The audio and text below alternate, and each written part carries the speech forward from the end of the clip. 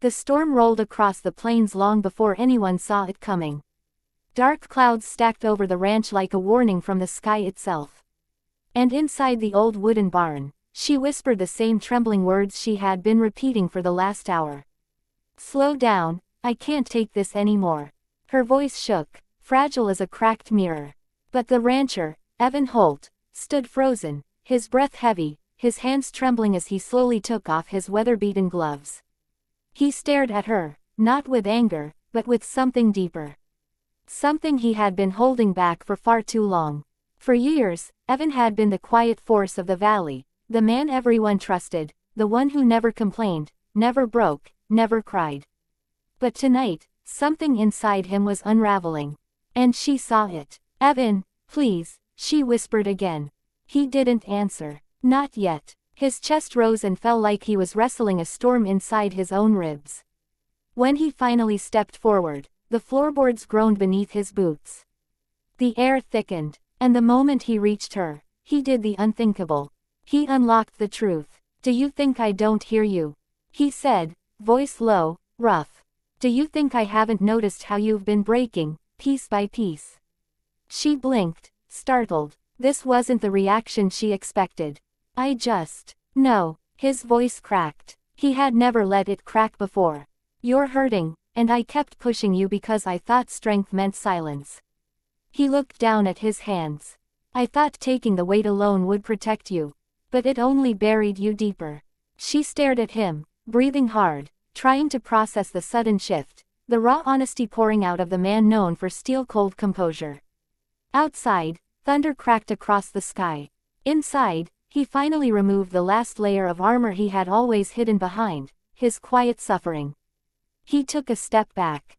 Then another. She sensed the pain in him long before he spoke again. "I lost my father trying to be strong," he said. "I watched him break because he didn't slow down. Because he didn't ask for help. I swore I'd never be like him.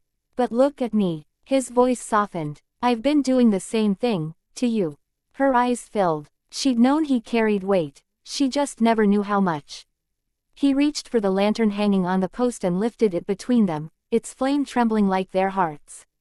"You said you can't take this anymore," he murmured. "And you're right. You shouldn't have to." She wiped her cheek. "Then why didn't you stop sooner?" He looked at her, finally, truly looked at her. "Because I was afraid that if I slowed down, everything I hold together would fall apart." His shoulders sagged under invisible weight. "But I'm done pretending. I'm done losing people because I didn't know how to show what I felt." Silence pressed between them, but it wasn't empty. It was full of everything left unsaid for too long. She stepped toward him, carefully, slowly, as if approaching someone who had been wounded for years without ever admitting it. "You don't have to hold everything alone," she whispered. He swallowed hard. "I know that now." For the first time, Evan's voice wasn't strong. It wasn't steady. It wasn't unbreakable. It was human. And that was the moment the storm outside finally split open, rain hammering the roof like the sky was releasing all the tears neither of them had allowed themselves to shed. He lifted her hands, gently, reverently. "From now on," he said, "we slow down together." Her breath caught, not out of fear this time, but because those words carried something heavier than pain. They carried promise. He pulled open the barn doors, letting the cool rainwind rush in. It washed over them, cleansing, renewing, rewriting the heaviness of the night. "You said you can't take this anymore," he repeated softly. "So I'm changing it. All of it. Not another demand. Not another burden. Not another wall between them. Just truth." And as the two of them stepped out into the pouring rain, the storm didn't feel threatening anymore. It felt like surrender, like healing, like the beginning of something they had both been too afraid to ask for. Sometimes the unthinkable isn't destruction.